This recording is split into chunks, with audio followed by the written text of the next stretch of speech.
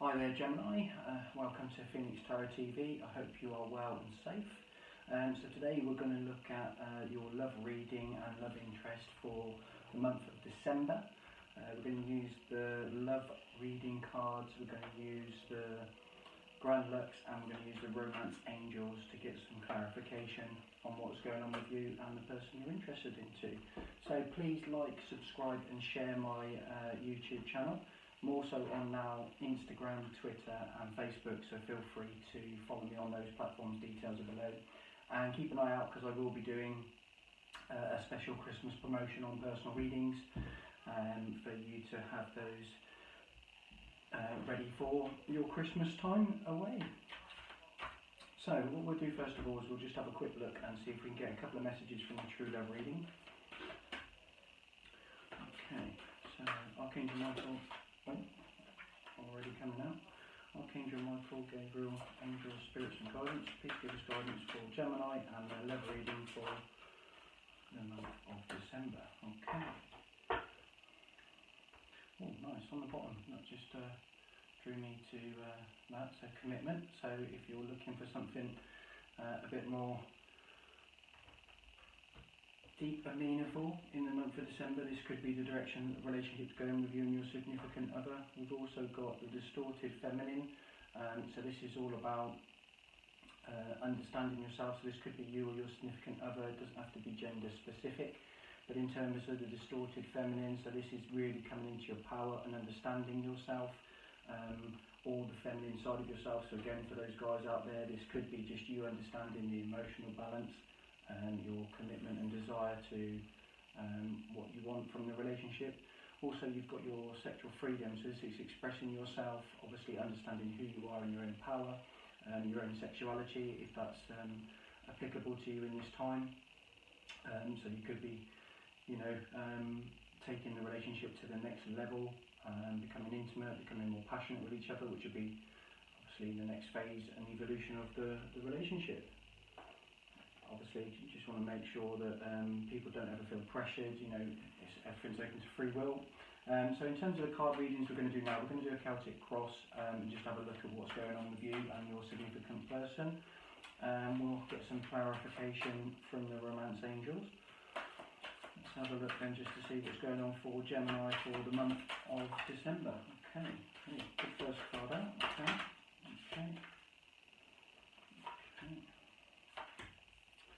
So in your present situation, we've got the Six of Wands, which is all around victory, celebration, reunion.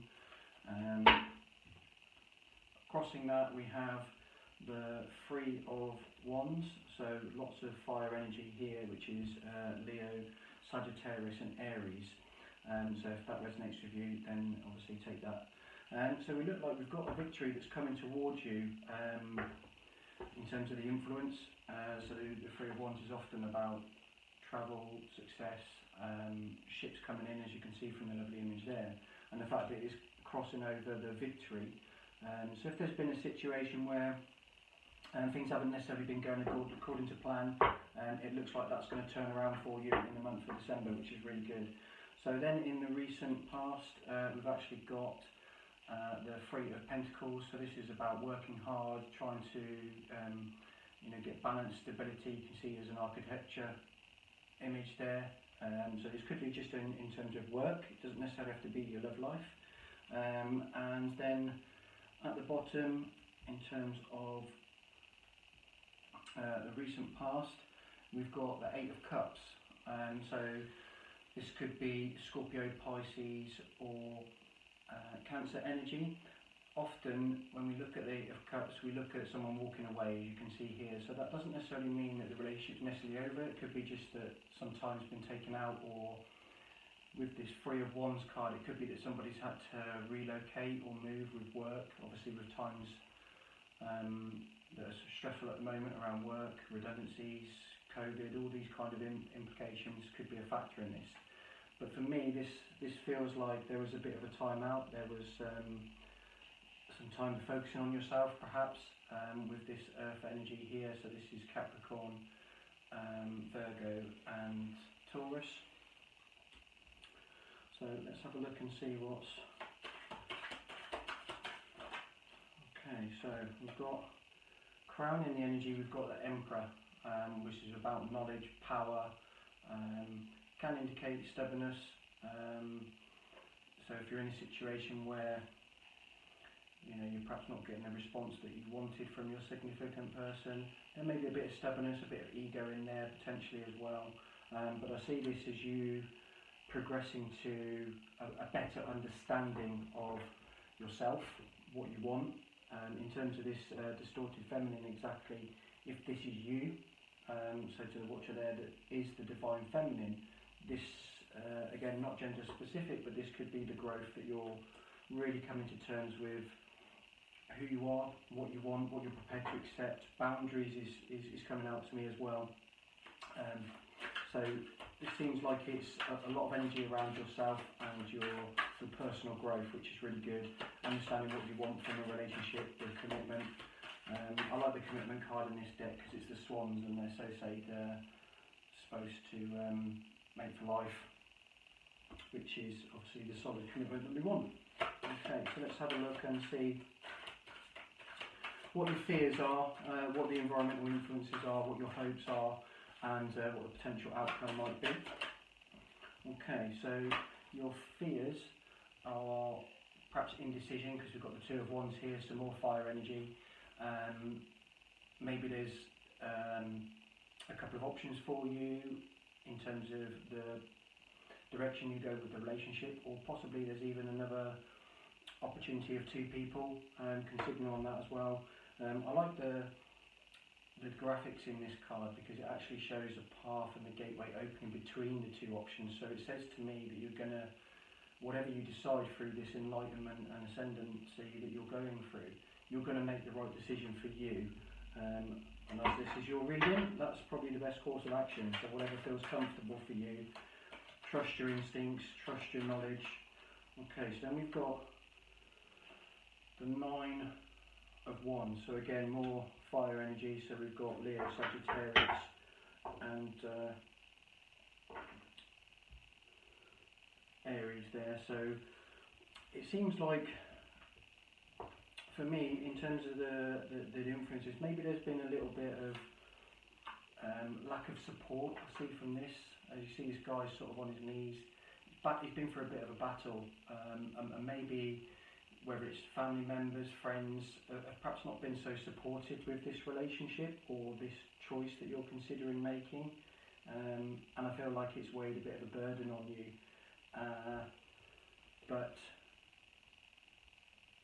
I think through that it's actually forcing you to go inwards to decide what is really important to you, and what it is you really need from the relationship itself. So I think you will come out the other side with a much clearer idea of what you want. So let's have a look and see what your hopes are and what the potential outcome is. Okay, thank you.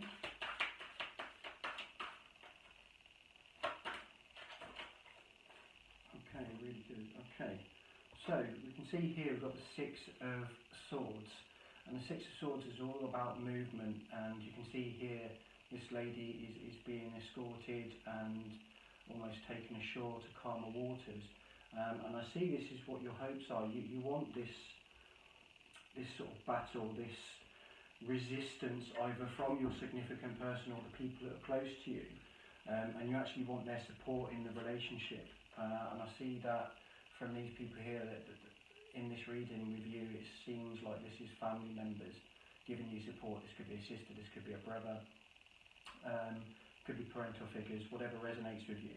But I see this as, again, you've not had the support you want, and I think the biggest barrier has been the communication, but communication in terms of understanding, and I see this as people understanding you and what is important to you and why it's important to you, so that then they can give the support that you need. And we all know that, families can be a great challenge because they may have the best intentions, they may not want you to be hurt, particularly parental figures. Is anybody ever good enough for my son or my daughter? All these play based on fears a lot of the time, and it's quite interesting that in your actual fears is decisions, and I feel like you're being perhaps pulled between maybe family and partner, That seems to be the energy that I'm getting from the reading. But let's see if we can just get some clarity from the reader's spread, which normally I do 4 cards, just to get a bit more insight in terms of the overall energy. Okay, so we've got Temperance, which is around balance, patience, enlightenment, which I'm being drawn to the Emperor again, just so you can see. So your understanding, it's a marathon, not a sprint mentality, and you're now getting the tools and the knowledge to perhaps articulate your way around this situation, to get people to come around to your way of thinking, and understanding that this is what's best for you. So let's have a look. But Temperance is a very good card. It's a spiritually guided, so it shows you're being influenced by the universe and your guides, angels, whatever your belief system is, you're being protected as well, which is nice. I see this as a really positive growth for you as an individual Gemini. I think you're going on a bit of an awakening, and I see that this is going to inspire this situation to evolve to the way that you want it. So then we've got the Star, perfect. So this is wish fulfillment. You can see the lady's very expressive there around. It's quite a sexy card, which is quite interesting because even you had sexual freedom come up. She's naked, she's fully almost like exposed and vulnerable. This is how I feel, this is who I am, this is what I want, this is what I need. And as you can see there, the 2 goblets or jugs, whatever you want to say, she's actually pouring the water into the lake, stream, whichever you see is resonating. But I feel in this reading it's unloading that burden. And water is often a sign of emotion, so whether there's been a lot of emotional input to your decision making or to the relationship itself, from, like I've said, family, friends, etc. And I feel you're releasing that now and focusing on you, your partner, what it is that's important to you and how you can move it forward. You can't please everybody all the time, but if you start with yourself, that's going to set the domino effect for people to feed off that energy.